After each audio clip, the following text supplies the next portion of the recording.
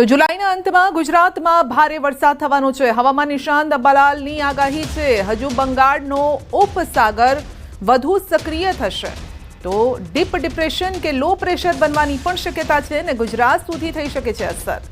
તો 28 જુલાઈ બાદ ગુજરાતમાં પવનનો મારો પણ રહેશે। રાજ્યના ઘણા ભાગોમાં તેજ પવન ફૂંકાશે અને કેટલાક ભાગોમાં 50 કે 60 કિલોમીટરની ઝડપે પવન ફૂંકાઈ શકે।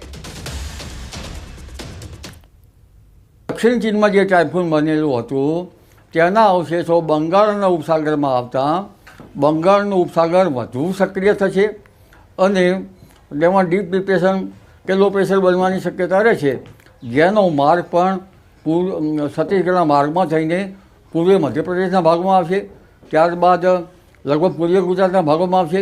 પૂર્વીય ગુજરાતના ભાગોમાં ભારેથી અતિભારે વરસાદ થવાની શક્યતા રહેશે। તારીખ 28 જુલાઈ પછી વિન્ડ ગત જબરજસ્ત રહેશે, પવનનો સપાટો વધારે રહેશે। પવનનો સપાટો કોઈ ભાગમાં તો 50 કિલોમીટર અને ક્યાંક 60 કિલોમીટરનો પણ પર અવર થઈ શકે છે। અને ત્યારબાદ બીજી એક લો પ્રેશરની સિસ્ટમ 4 થી 8 ઓગસ્ટમાં બનવાની શક્યતા છે। એ ઓગસ્ટ માસમાં પણ આ સિસ્ટમ ગુજરાતમાં આવતા દક્ષિણ ગુજરાતમાં તારીખ 6 થી 10માં સારો વરસાદ થવાની શક્યતા છે। ગુજરાતના અન્ય ભાગોમાં સારો વરસાદ થવાની શક્યતા છે। આ વરસાદ મોટા ફોરાનો છે, જોકે બીજી ઓગસ્ટ પછીનું વરસાદી પાણી કૃષિ પાકો માટે સારું ગણાતું નથી, એટલે વરાપ થઈ કૃષિ કાર્યો કરવા સારા રહે।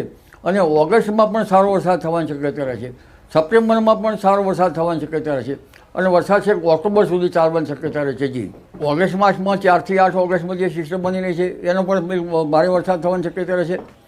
આ ઉપરાંત લગભગ 17, 18 અને 19 ઓગસ્ટમાં પણ એક બીજી સિસ્ટમ બનશે, જે પણ ઓગસ્ટમાં પણ સારો વરસાદ લાવશે।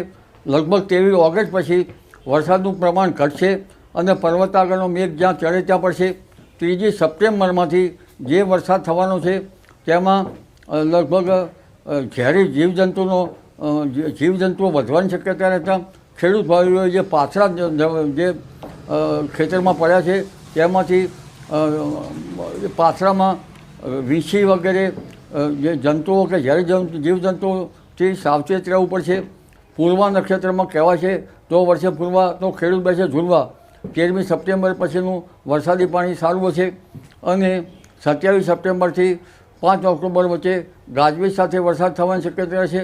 17 ઓક્ટોબરે દરિયામાં લગભગ પવનની ગતિ વધુ રહેવાની શક્યતા રહેશે, જ્યાં વરસાદ ચડે ત્યાં પડવાની શક્યતા રહેશે।